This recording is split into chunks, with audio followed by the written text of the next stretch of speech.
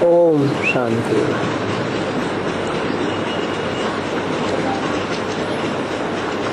जगदम्बा माँ ओम राधे के स्मृति दिवस पर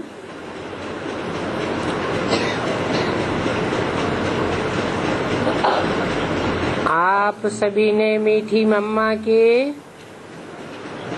42वें पुण्य स्मृति दिवस पर विशेष उनके मधुर महावाक्य सुने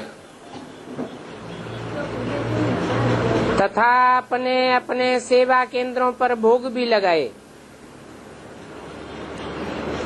मीठी माँ की पालना लेने वाले बहुत गिने चुने थोड़े बच्चे अभी साकार में हैं,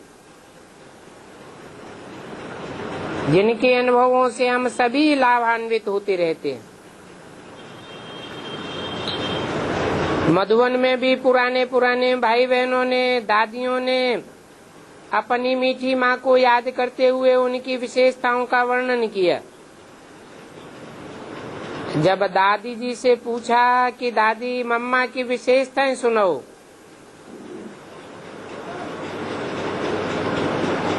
तो दादी बोली, हर एक के मुख पर मम्मा बहुत गंभीर दिखाई दे रही थी, लेकिन मम्मा गंभीरता के साथ दूरंदेशी भी थी, विशाल दिल थी, सयानी थी, समझू थी।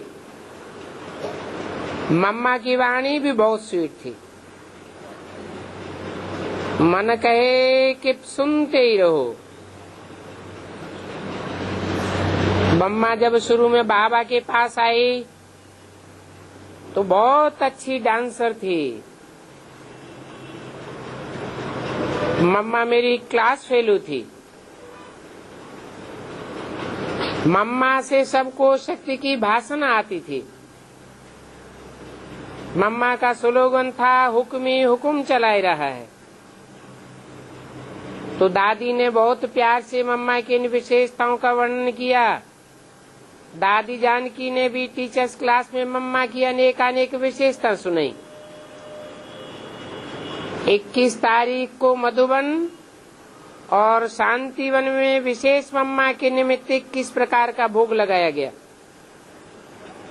जिसमें 14 प्रकार के वैरायटी फल और 7 प्रकार की टोलियां थी, जो भोग के पश्चात सभी भाई बहनों को दी गई।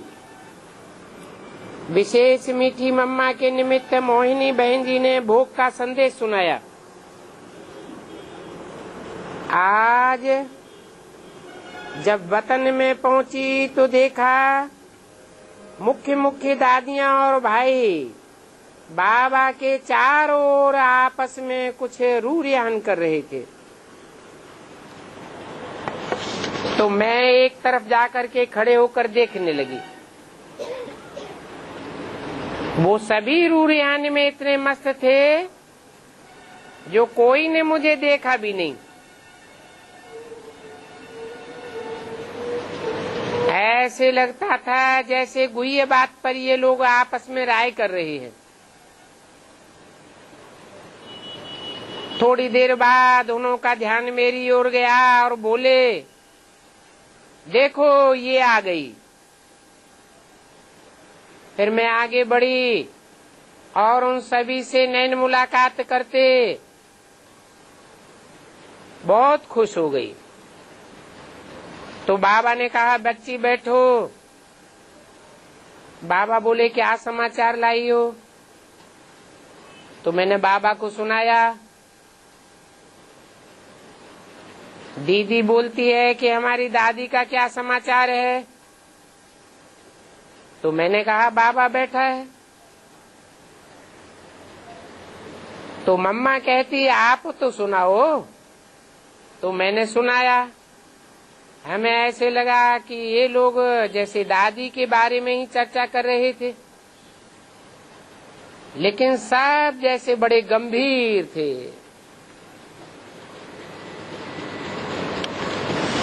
कौन सी तारीख का संदेश है? मम्मा के स्मृति दिवस का 24 जून मम्मा ने कहा, अभी आप क्या समझती हो कि परिवर्तन में कितना समय रह गया है? तो मैं बाबा की तरफ देखने लगी और कहा, ये तो बाबा जाने, बाबा तो जानी जाननहार है। हम सब तो बाबा के हाथ की कठपुतलियां हैं। जैसे वो बताता है, सुनाता है, चलाता है, हम चलते हैं। तो मम्मा ने कहा, आप सबकी स्थिति तो हमने देखी, सभी तैयार हो रहे हैं। तो बाबा ने कहा, बाबा ने बच्चों को इशारा दिया है कि जो कुछ होगा अचानक होगा और उसकी शुरुआत जो होगी वो भी नेचुरल कैलेमिटीज से होगी।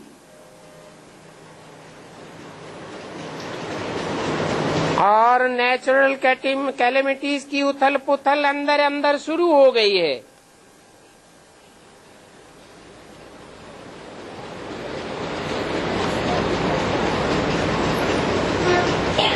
नेचुरल कैलेमिटीज उसका मूल कहाँ से शुरू होता है?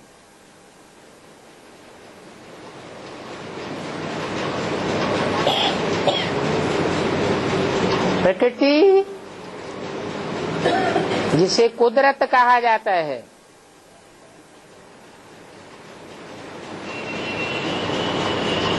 वो कुदरत, प्रकृति कहो, जगत की माँ कहो, उसके द्वारा नेचुरल कैलेमिटीज की उथल पुथल शुरू होती है।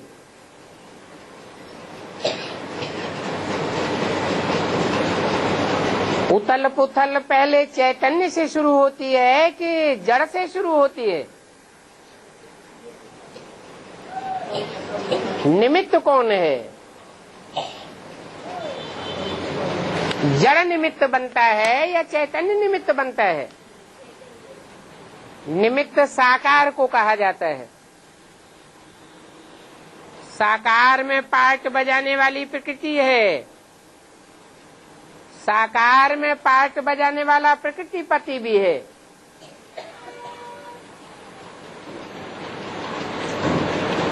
प्रकृतिपति भी साकार, प्रकृति भी साकार, परंतु प्रकृति है जड़त्वमयी। 5 तत्वों के संघात को प्रकृति कहा जाता है। 5 तत्व हैं: पृथ्वी माता, जल देवता, वायु देवता, अग्नि देवता, आकाश देवता।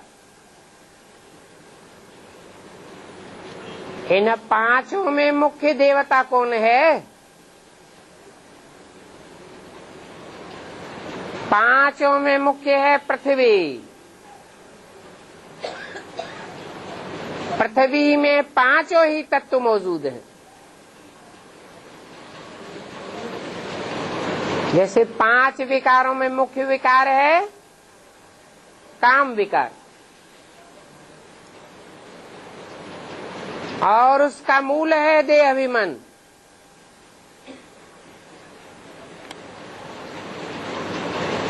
पांच विकार और प्रकृति के 5 तत्व, ये 10 मिलकर के जब तामसी रूप धारण करते हैं तो सृष्टि का विघटन हो जाता है। तो ये उथल पुथल अंदर ही अंदर शुरू हो चुकी है।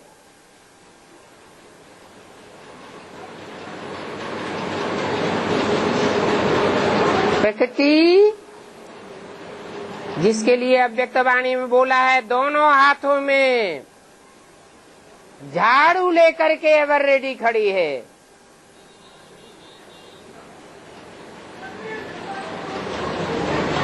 उसके लिए कोई टाइम नहीं है, कोई मीटर नहीं है, कोई बटन नहीं है। जो बटन बाबा दबाए और ऐसे हो जाए, ये प्रकृति का जो कुछ भी होगा सब अचानक होगा।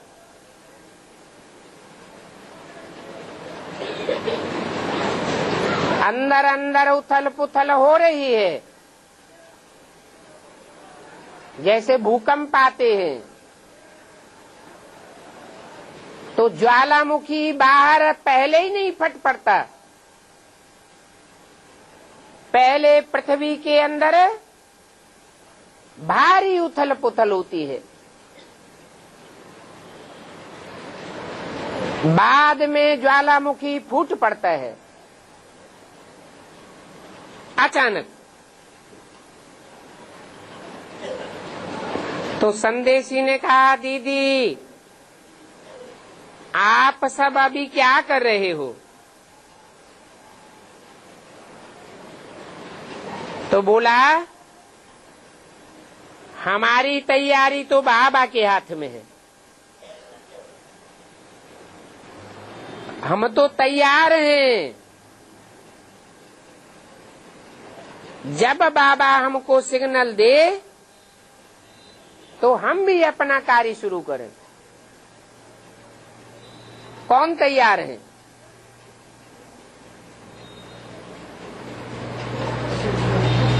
बेसिक नॉलेज वाले तैयार हैं या एडवांस पार्टी तैयार है?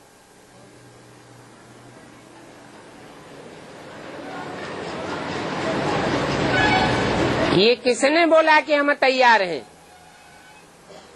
एडवांस पार्टी में भी जो एडवांस ग्रुप है,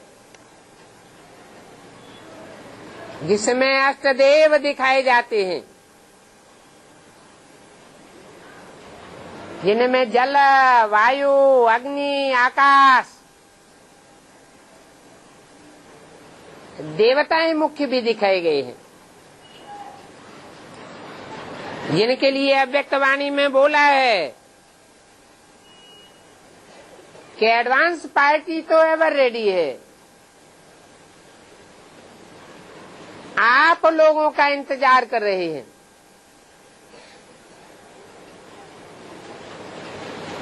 उनका इंतजाम तो हुआ पड़ा है।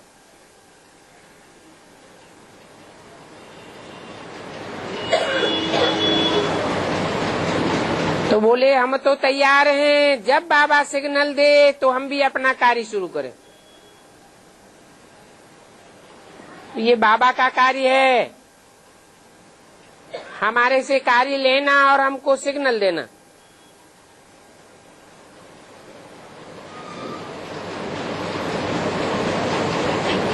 तो हमने कहा कि आप लोग जल्दी जल्दी हमारे महारथी भाई बहनों को अपने पास बुलाए रहे हैं।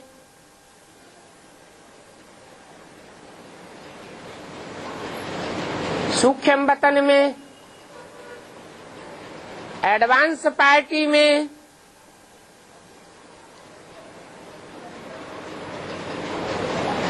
तो कहा आपके पास बाबा है और बाबा का कार्य है स्थापना का। तो बाबा नई दुनिया की स्थापना के लिए ये सब कार्य करा रहा है। नई दुनिया की स्थापना में पावरफुल और पवित्र आत्माएं चाहिए।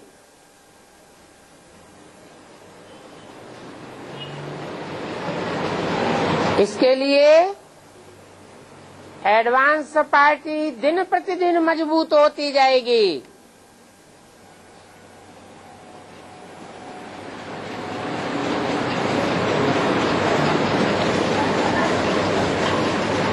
जैसे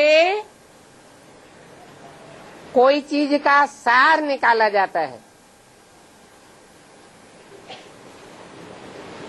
एक्सट्रैक्ट निकाला जाता है,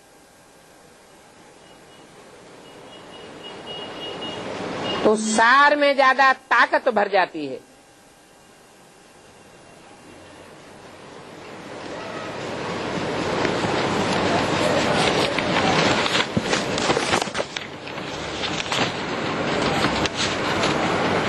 उसी तरह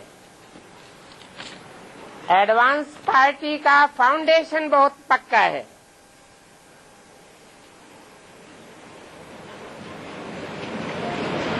एडवांस पार्टी में ऊपर से लेकर नीचे तक टोटल कितने ग्रुप हैं?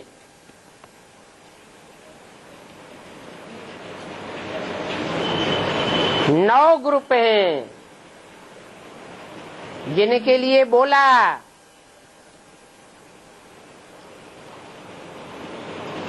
एक भी पावरफुल संगठन तैयार होने पर एक ग्रुप दूसरे को खींचते हुए अंत में 108 की माला प्रत्यक्ष हो जाएगी।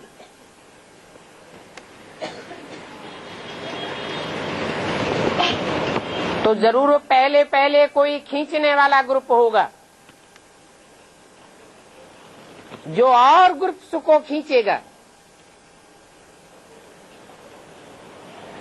तो खींचने वाले में ज्यादा पावर हुई या जो खींचे चले आवेंगे उनमें ज्यादा पावर हुई?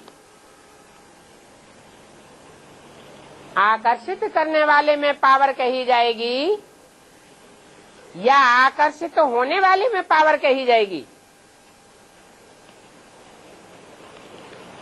एक है खींचने वाला और बाकी हैं सब खींचे चले आने वाले।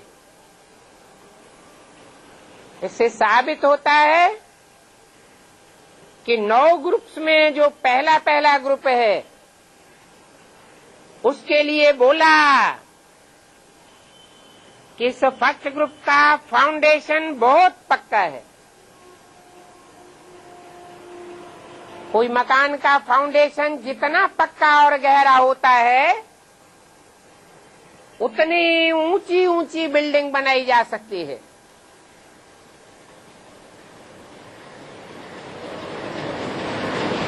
हमने कहा कि स्थापना का कार्य हम भी बहुत जोर शोर से कर रहे हैं। कोई भी आत्मा बाबा के संदेश से वंचित न रह जाए, ऐसी ऐसी सेवाएं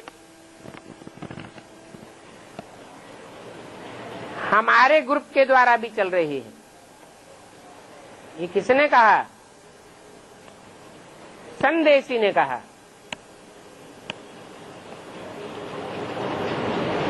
माना उनकी संदेश देने मात्र की सेवा चल रही है।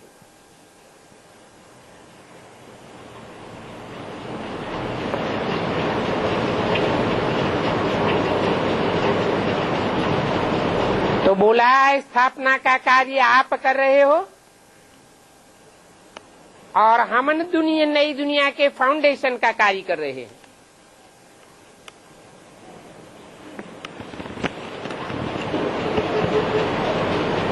फाउंडेशन जितना मजबूत होगा उतना बाद में कार्य गहराई से, ऊंचाई से और पावरफुल तैयार होगा।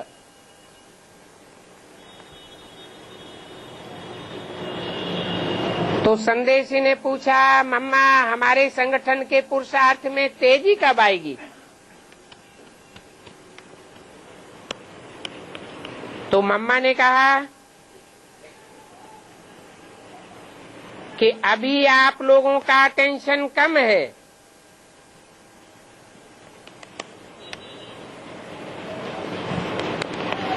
क्यों?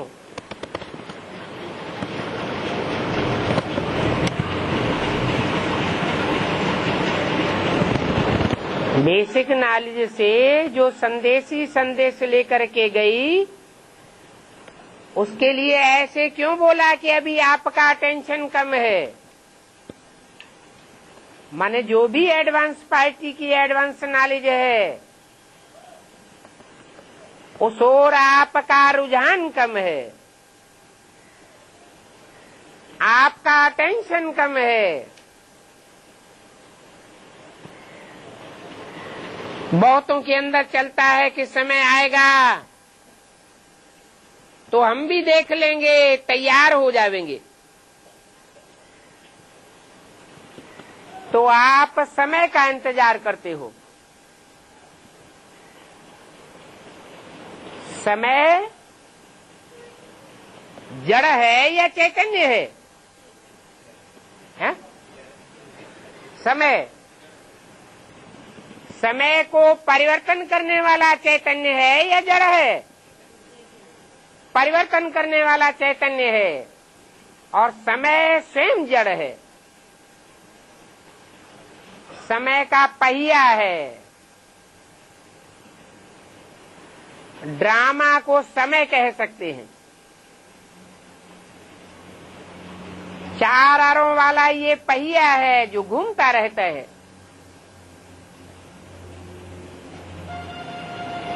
कलयुग से सतयुग लाने के निमित्त कोई तो बनता है। निमित्त साकार को कहा जाता है। तो जो आत्माएं इंतजार करने वाली हैं समय का, वो पावरफुल ग्रुप में आ सकती हैं क्या?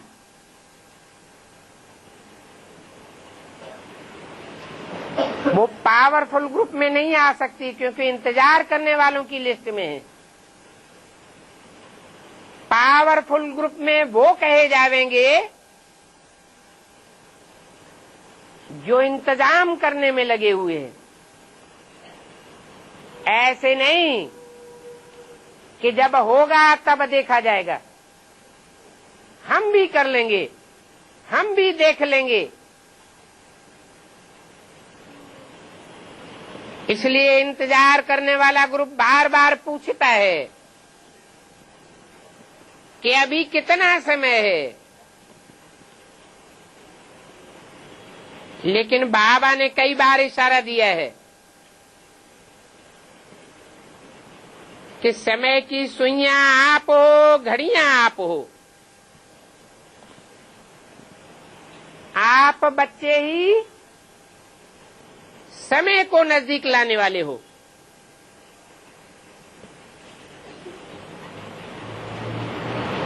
आप अगर पूछते हो कि समय कब आएगा, तो ये बात सुनकर के हंसी आती है।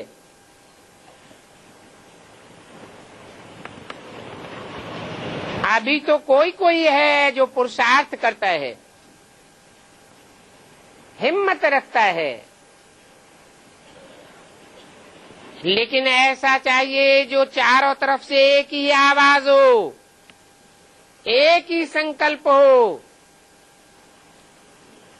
सबका एक ही पुरुषार्थ हो। जैसे जब कोई किला फतेह करना होता है, तो किले को जीतने से पहले उसको चारों ओर से घेर लेते हैं।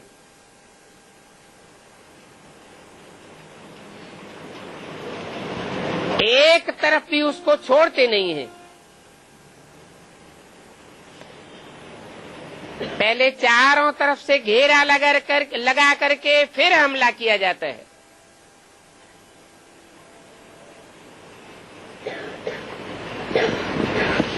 तो आपका भी सब तरफ से एक ही आवाज आएगा कि अभी परिवर्तन करना है।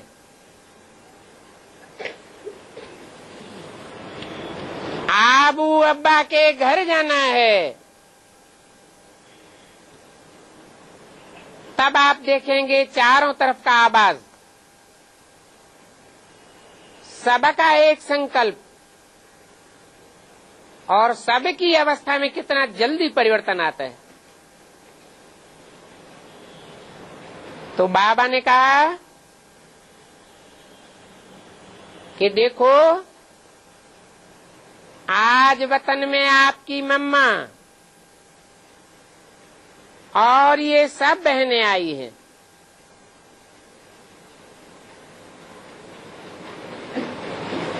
मम्मा ने भी शरीर छोड़ दिया और बहुत सी बहनों ने भी शरीर छोड़ दिया। शरीर छोड़ने के बाद कहाँ की बात बताई? वतन की बात बताई।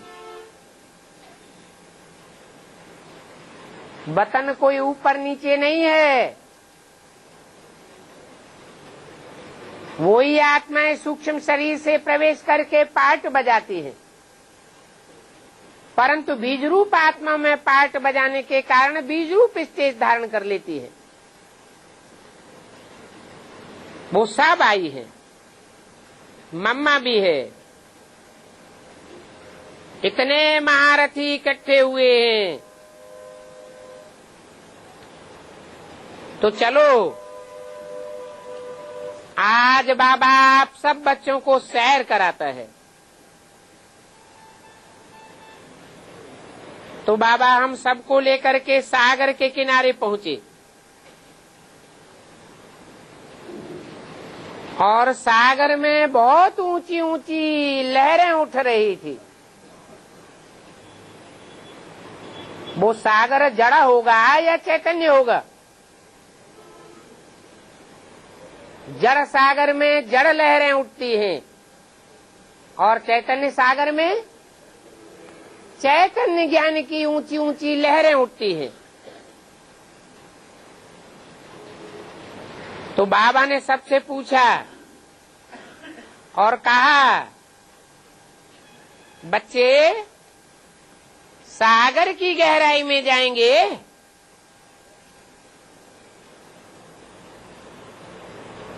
तो संदेशी ने कहा, बाबा इतनी ऊंची ऊंची लहरें उठ रही हैं,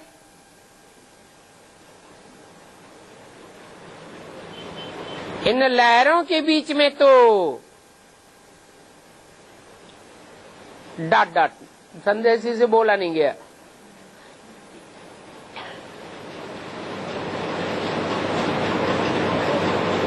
तो बाबा देख करके मुस्कराया, बोला, पहले तुम जाओ बच्ची, मैंने सबकी ओर देखा तो सब बाबा को देख रहे थे, मैं भी बाबा को देखने लगी। बाबा ने कहा, जाओ जाओ।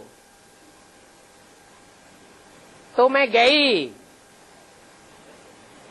जैसे मैं अंदर गई तो जहां तहां मेरे पांव पड़ते थे, जहां भी पांव पड़े वो लहरें शांत होती गई।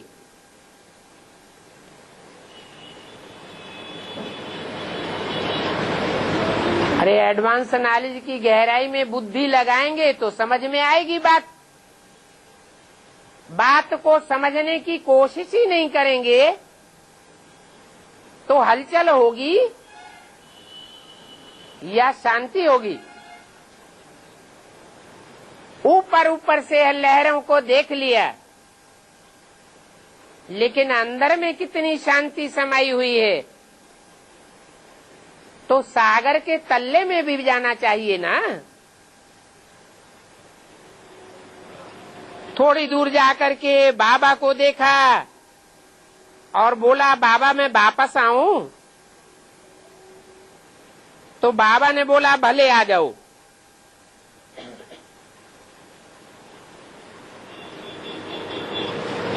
वापस आकर के देखा तो बाबा नाव बना बना करके डाल रहा था।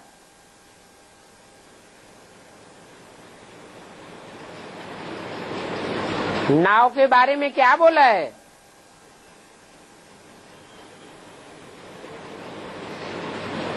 ईश्वरीय नॉलेज में नाव किसको कहा जाता है? नैया कहो, नाव कहो, सत्य की नैया हिलेगी डुलेगी लेकिन डूबेगी नहीं। और फिर बाबा नाव बना रहा था, तो सत्य के द्वारा बनाई हुई नाव डूबने वाली नाव हो सकती है क्या? बाबा नाव बना रहा था, बना बना करके सागर में डाल रहा था, और वे नैयाएं अंदर अंदर में जाती जा रही थी। कोई कोई नाव ऐसी भी थी जो वहीं चक्कर काट के डूब रही थी।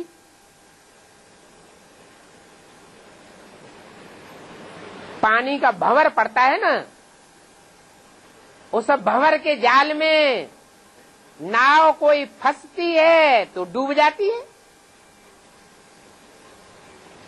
और कोई ऐसी भी थी जो लहरों को पार करती जा रही थी।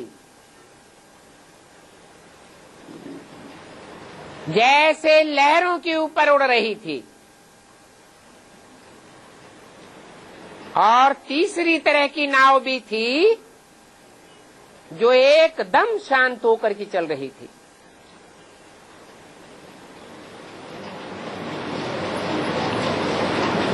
कोई प्रकार की हलचल नहीं थी। बाबा मम्मा से पूछता है कि बच्ची, ये नावें कोई हलचल में हैं,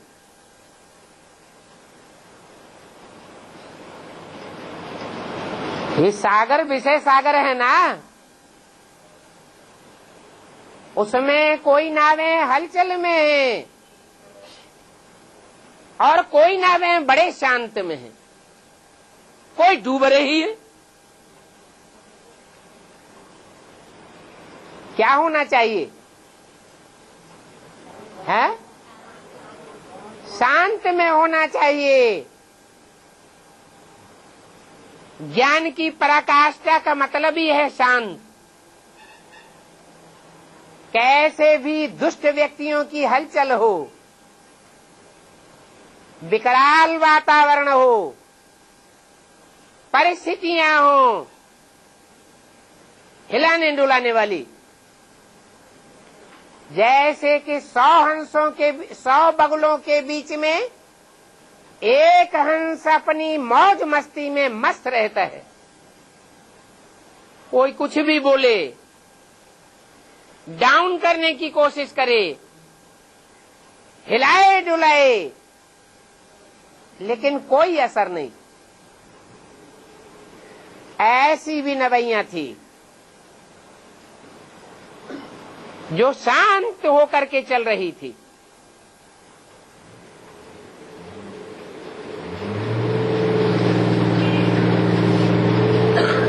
तो बाबा ने पूछा, बताओ मम्मा, ये क्या बात है? कोई नवैया हलचल में है, कोई डूब रही है और कोई बड़े शांत में चल रही है। इसका क्या कारण है? तो मम्मा ने बाबा की तरफ देखा, फिर सभी दादियों की तरफ देखा, तो बाबा मुस्कुराते रहे।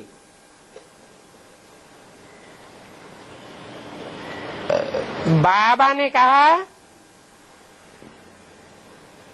अच्छा, मैं अभी आता हूं। आप लोग आपस में रूरिहान करके बताओ कि तीनों प्रकार की नवैयों में ऐसा अंतर क्यों है? फिर हमने कहा मम्मा को कि मम्मा आप बताओ ये कैसी नावें थी?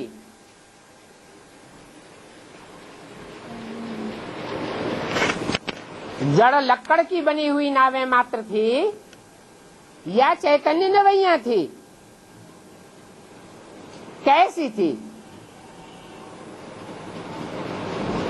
तो मम्मा ने कहा आप लोगों का क्या विचार है? तो हमने कहा कि हम लोगों का तो यही विचार है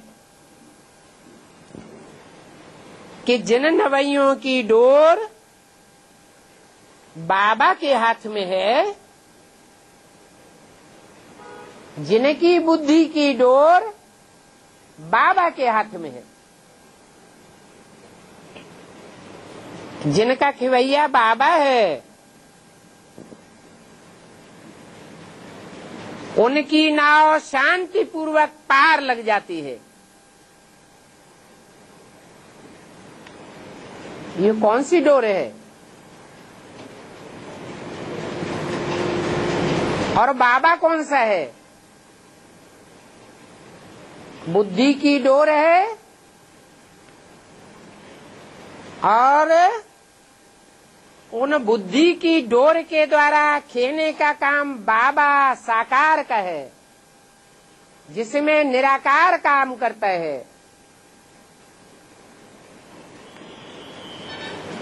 नवैयों की बुद्धि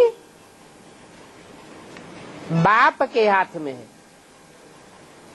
ये तो पार्शलिटी की बात हो गई कि कोई की डोर बाबा ने अपने हाथ में ले ली, कोई की डोर ढीली छोड़ दी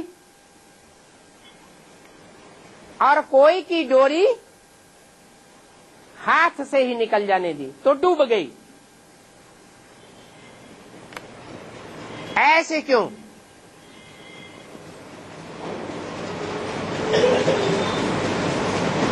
ये स्वेच्छा की बात है या बाबा की बात है? जिन्होंने स्वेच्छा से अपनी जीवन की डोरी बाबा के हाथ में दे दी, परवाह नहीं की, एक शिव बाबा दूसरा न कोई, वो नवैया डूब नहीं सकती। और जो अपनी बुद्धि की डोरी को पूरा सौंपने में हलचल में आती हैं, दूसरों को जीवन की डोरी सौंप देती हैं, कभी निश्चय कभी अनिश्चय में आते, डोरी हिलती डुलती रहती,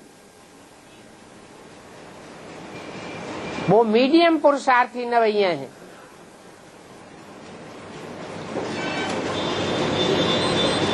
और जो अपनी डोरी के देने के बाद और आत्माओं के प्रभाव में आकर डोरी को वापस ले लेती है, उनके लिए बाप भी क्या कर सकता है? तो ये बात सुन करके मम्मा मुस्कराई और बोला, देखो बाबा ने 3 प्रकार के दृश्य दिखाए। एक तो वो नवैया जो थोड़ी देर चली और बाद में डूब गई, तो बाबा के प्रभाव में रही या और आत्माओं के प्रभाव में आकर के डूब गई।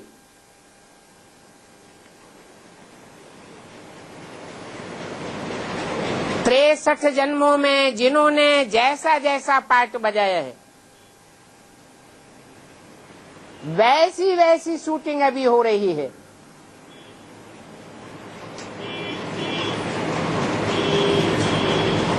बनी बनाई बन रही, अब कछु बननी ना है।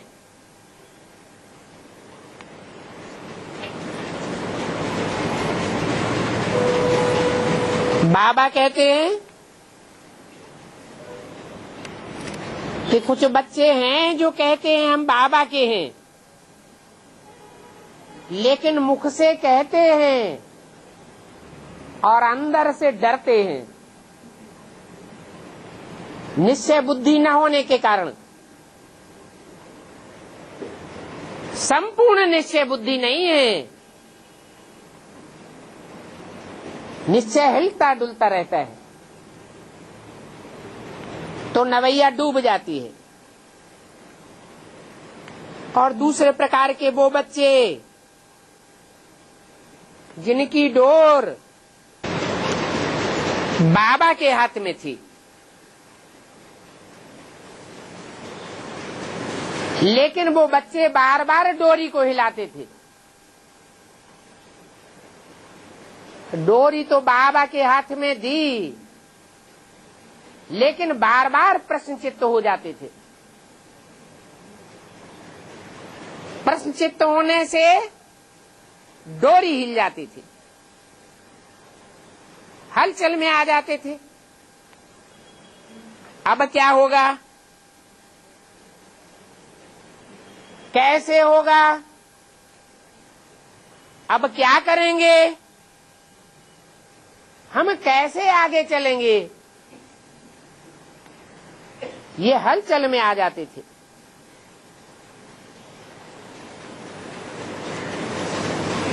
लेकिन फिर भी अंदर में ये आता था कि बाबा बैठा है। बैठा है, ये 18 जनवरी 1969 को चला गया, क्या बुद्धि में बैठा था? बाबा बैठा है या चला गया? जिनकी बुद्धि में एडवांस नॉलेज के बतौर ये बैठा कि बाबा अभी भी बैठा हुआ है। बैठा हुआ का मतलब क्या? जैसे मुरली में बोलते हैं, बाप बैठ बच्चों को समझाते हैं। बैठ समझाते हैं, खड़े होके समझाते हैं, लेटे लेटे समझाते हैं, सोते सोते समझाते हैं। बैठ बच्चों को समझाते हैं, क्या मतलब हुआ? जरूर वो निराकार बाप कोई साकार तन में प्रवेश करता है, बैठता है और बैठने के बाद समझाता है। जो बाप का विरुद्ध है, बच्चों के साथ रहेंगे, साथ खाएंगे, साथ चलेंगे, श्वासों श्वास साथ निभाएंगे और साथ साथ घर जावेंगे। ये निश्चय जिन बच्चों का पक्का हो जाता है एडवांस नॉलेज के बतौर कि बाप साकार में अभी भी मौजूद है, तो उनकी बुद्धि में आता है कि हम क्यों चिंता करें, बाबा बैठा हुआ है। टाइम अनुसार हमें टचिंग देगा, डायरेक्शन देगा। इस प्रकार हलचल में होते हुए भी बाबा को सब कुछ समर्पण कर देते हैं, संकल्प भी अर्पण कर देते हैं। जो बाबा कहे और जैसे कराए।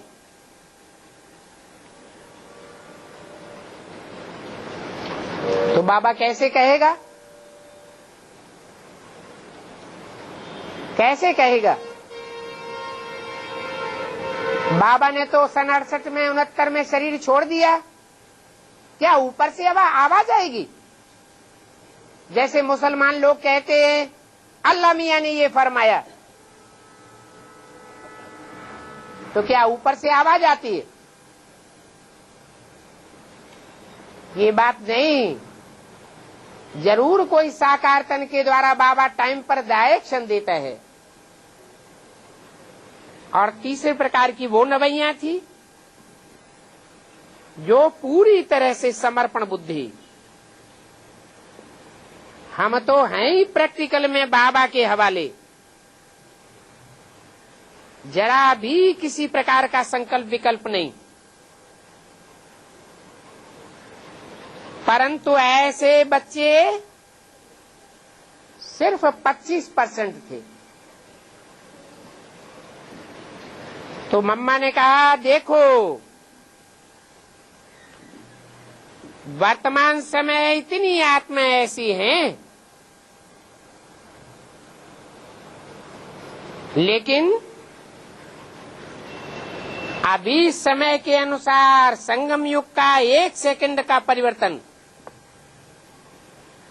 अविनाशी परिवर्तन बन जाता है, और वो अविनाशी परिवर्तन बनता है संपूर्ण निश्चय से, संपूर्ण समर्पण भाव से। क्यों? क्योंकि जितना अर्पण में होता है उतना ज्ञान का दर्पण पावरफुल बन जाता है।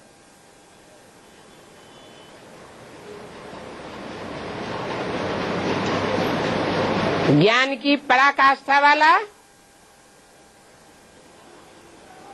बाप की पहचान में रहेगा तो हलचल में नहीं आवेगा। जो है जैसा है, जिस रूप में पाठ बजाय रहा है, निश्चय बुद्धि होकर के चलते हैं।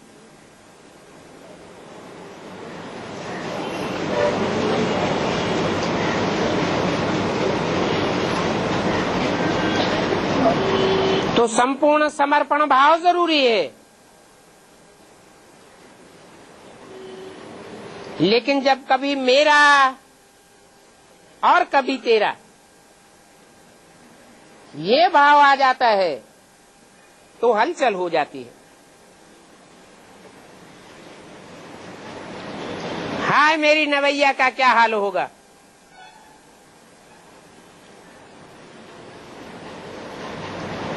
और जिनके अंदर ये चलता है कि मैं बाबा का, बाबा मेरा, मेरा जब अवतार तो बाबा ही है, तो उनको हलचल नहीं होती है, हर बात में अचल रहते हैं। तो आप सब लोग ऐसी स्थिति में स्थित हो। मैंने कहा अब इसके लिए हमें क्या करना चाहिए।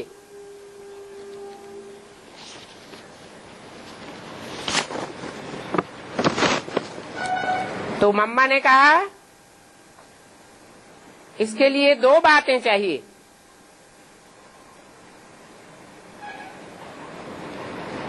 एक कंट्रोलिंग पावर और दूसरा रूलिंग पावर।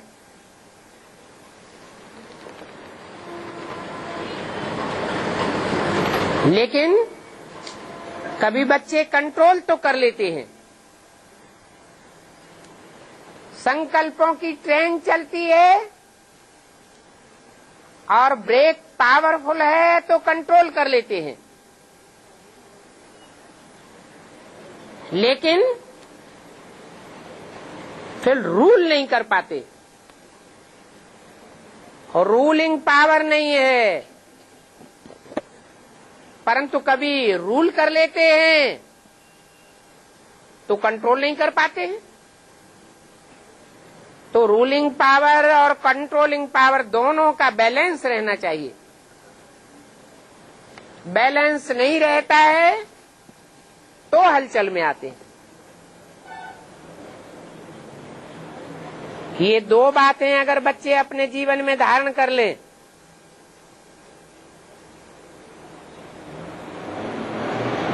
जैसे ब्रेक लगाते हैं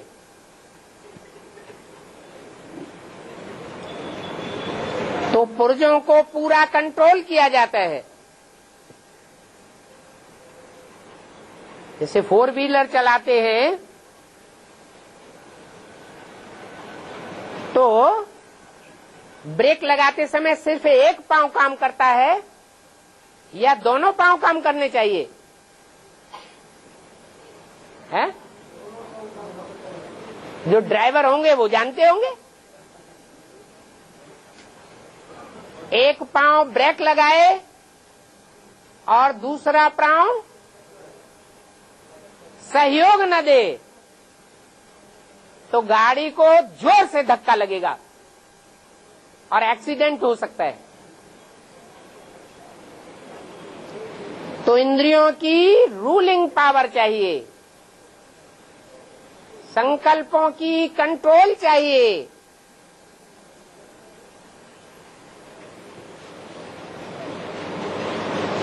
अगर ऐसा जीवन में धारणा कर लें तो सारी हलचल खत्म। और बाबा जो कहता है अचल अडोल स्थिर, तो ऐसी उनकी बुद्धि बन जाएगी।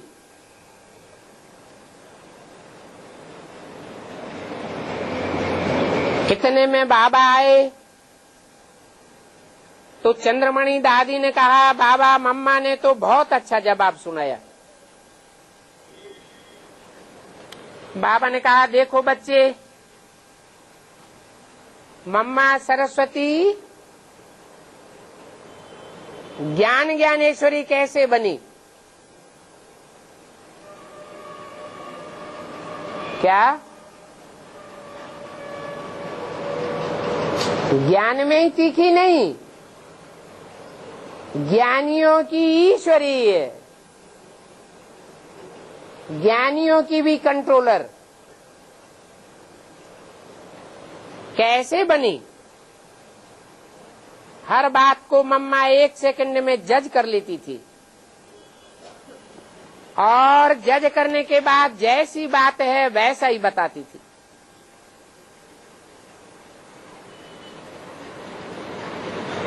मम्मा अपनी शक्ति सेना और पांडव सेना के सहित तैयार है।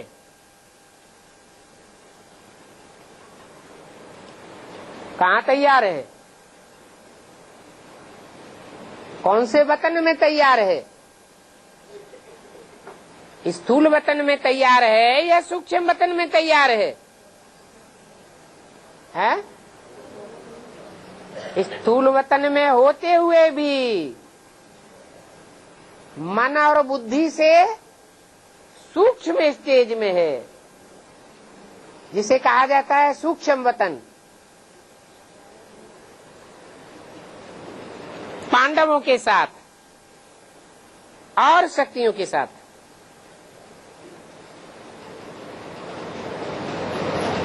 अभी चारों तरफ से बच्चों के अंदर उपराम घर चलने की भावना जब एकदम पक्की हो जाएगी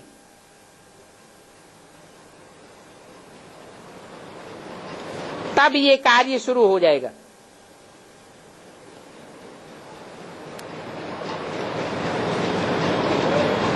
तब तक ये कार्य रुका हुआ है। इसलिए बच्चों को कहना, आज के दिन मम्मा की सौगात है कि उपराम बनो। उपमाना नजदीक और राम माना राम के नजदीक पहुंचो। उपकृष्ण नहीं कहा जाता, क्या? उपराम बनो।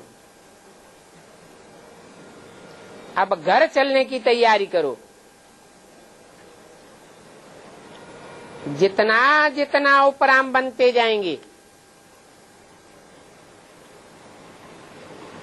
तो जिसका साथ करेंगे, नजदीक रहेंगे, तो संग का रंग लगेगा या नहीं लगेगा? है? जरूर संग का रंग लगेगा। घर नजदीक दिखाई देगा। सबने बाबा से कहा, बाबा हम दादी से मिलना चाहते हैं। तो बाबा मुस्कराया अच्छा, दादी से मिलने की आस है। वो स्लोगन भूल गया क्या? एक शिव बाबा दूसरा न कोई, और सब आधार हिलने वाले हैं, रफू चक्कर होने वाले हैं। एक ही आधार है जिसके लिए बोला उपराम। उपदादी बोला क्या? उपदीदी बोला? उपकृष्ण बोला? नहीं, क्या बोला? उपराम। एक शिव बाबा दूसरा न कोई।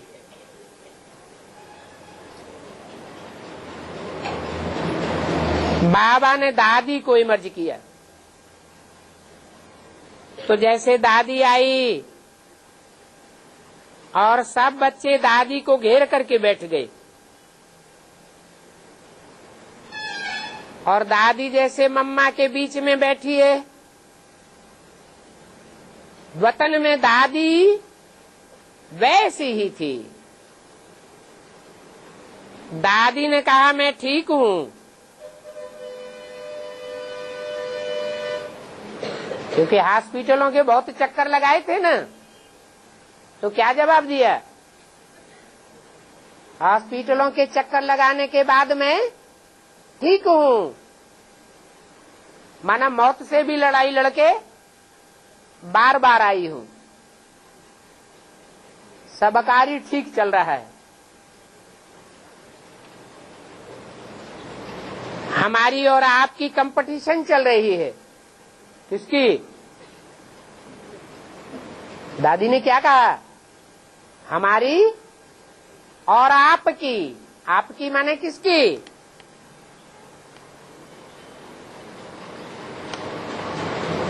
हैं? मम्मा की। साकार में इस बात का कोई प्रूफ है कि दादी मम्मा के कंपटीशन में बैठी हुई थी? नहीं। वर्ल्ड मदर का टाइटल विदेशों से किसने लिया? अखबारों में है? दादी ने टाइटल लिया कि नहीं? कौन सा टाइटल? World mother, Jagdamba. तो कंपटीशन हुआ या नहीं हुआ? कंपटीशन तो हो गया। साकार में भी कंपटीशन में थी, और आकारी में भी जो पार्ट बजाएगी वो कंपटीशन का पार्ट बजाएगी। और दूसरा प्रूफ,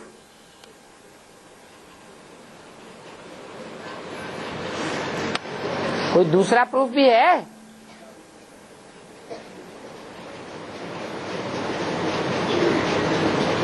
पहले सेंटर्स में ऊपर शिवलिंग का चित्र लगाया जाता था और नीचे मम्मा बाबा दोनों के चित्र लगाए जाते थे।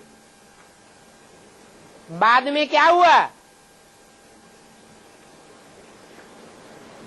किसने डायरेक्शन दिया? मम्मा का चित्र धीरे से हटा दिया गया सब सेंटरों में से। ऊपर शिव और नीचे ब्रह्मा।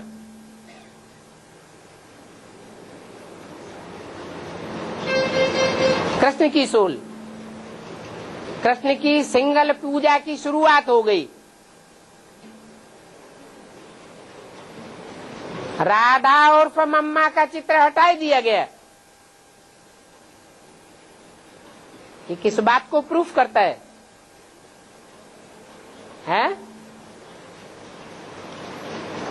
कि मम्मा आदि में भी कंपटीशन में थी। किसके? दादी के।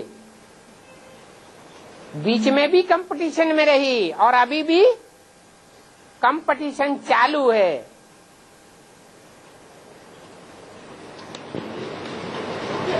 तो बोला हमारी और आपकी कंपटीशन चल रही है।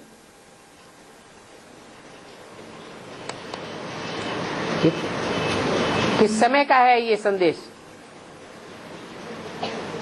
अभी इसी साल 24 जून का संदेश है। तो दादी साकार में जीवित थी या नहीं थी? साकार में जीवित थी। तो बोली आप एडवांस पार्टी में हो। कौन?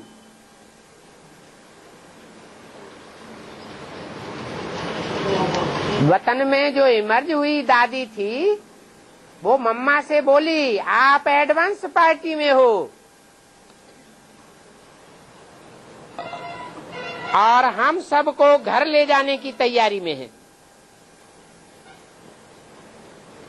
तो ब्रजेंद्रा दादी पूछती है कि बाबा दादी का ऐसा पार्ट क्यों है?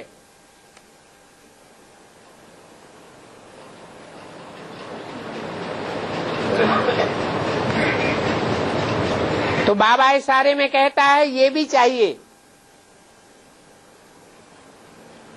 अगर दादी जैसा पार्ट नहीं होगा तो माला तैयार हो जाएगी नंबरवार है? माला तैयार होगी?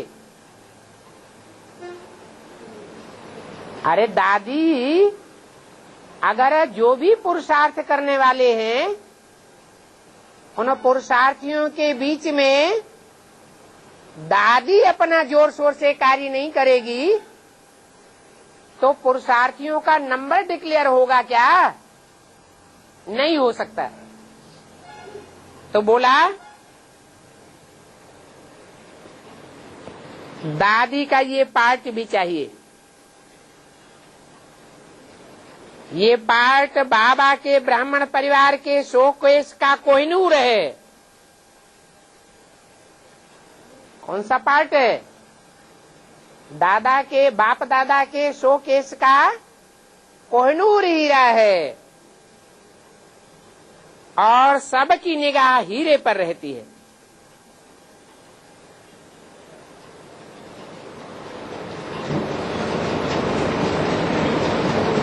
ये हीरा भी है और हीरो पार्टधारी भी है। और जो कुछ भी वर्तमान में चल रहा है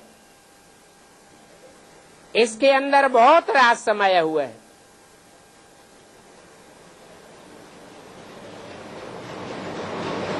कोई ड्रामा होता है, नाटक होता है तो एक ग्रुप हीरे का होता है, हीरो पार्टधारी का, और एक ग्रुप विलियन पार्टधारी का होता है। जो विलियन पार्टधारी के सहयोगी होते हैं वो अपना हीरो किसको मानते हैं? हैं?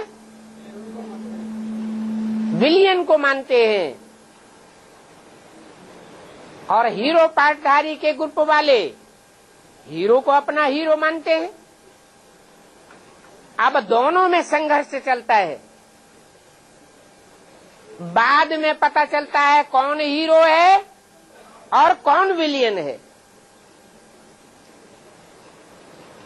तो दादी के इस पार्ट के अंदर बहुत राज समाया हुआ है।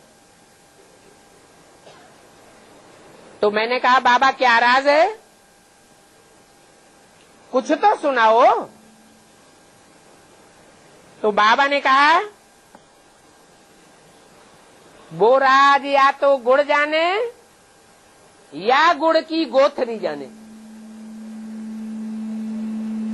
गुड़ माना सेव और गुड़ की गोथरी माने साकार, प्रजापिता ब्रह्मा। उस राज को और अभी कोई नहीं जान सकता, परंतु जब समय आवेगा तो ये राज सिद्ध हो जाएगा। बच्ची साफ समझती है क्या? अंधी नहीं है, साफ देखती है। कौन कौन किसकी बात हो रही है? दादी की। गांधारी अंधी थी सब देखती थी, देखने योग्य थी, या जानबूझ के ऐसा कर रही थी? है जानबूझ करके पार्ट बजा रही थी। तो बोला कि बच्ची साफ समझती है, देखती है, अनुभव भी करती है। क्या कि बाप का पार्ट क्या है, कौन है, कहाँ पार्ट बजा रहा है, कैसे पार्ट बजा रहा है। अनुभव भी करती है, समझती भी है, देखती भी है। परंतु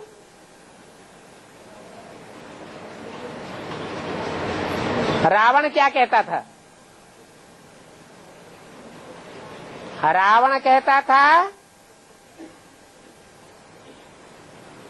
कि राम भगवान है,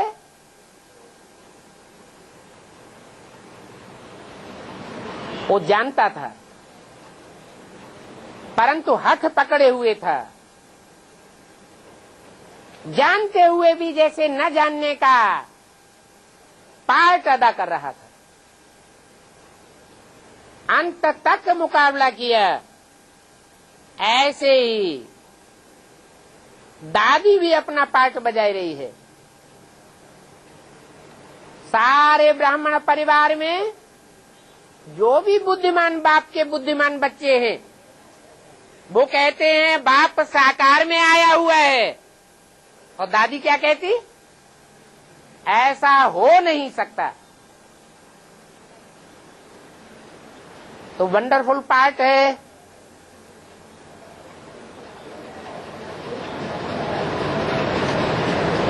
बच्ची का तीसरा नेत्र बहुत पावरफुल है। ऐसे नहीं कि शंकर जी का ही बहुत पावरफुल नेत्र है। जैसे बाप का टाइटल है सर्वशक्तिवान, तो माया का भी टाइटल क्या है? सर्वशक्तिवान। बहुत पावरफुल नेत्र है। आप सब तो इन स्थूल नेत्रों से देखते हो, लेकिन बच्ची अपने पावरफुल नेत्र से देखती है, समझती है और समझ करके इशारा देती है।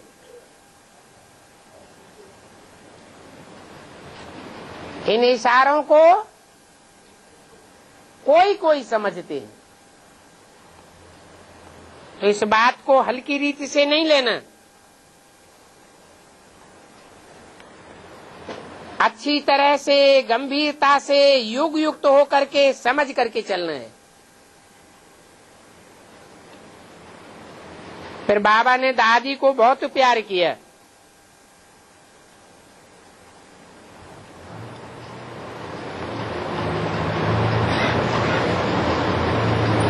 क्यों? बहुत प्यार क्यों किया?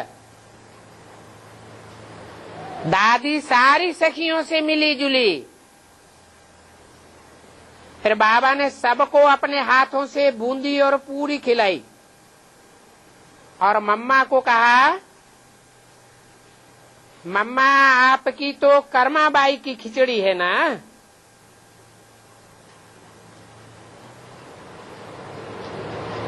तो दादी कहती है आज मैंने कर्माबाई की खिचड़ी बनवाई है।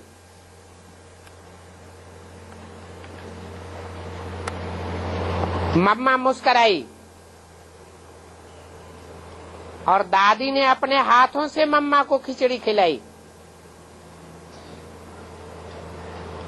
और बाबा ने सबको टोली खिलाई। टोली खिलाते हुए मीठी दृष्टि देते विदाई दी। जैसे कि सभी को मर्ज किया था, वैसे ही प्यार से विदाई देते मर्ज किया। फिर मर्ज किया। फिर बाबा ने आप सबको बहुत बहुत प्यार दिया और मैं सबकी याद लेते साकार वतन में आ गई। ओम शांति।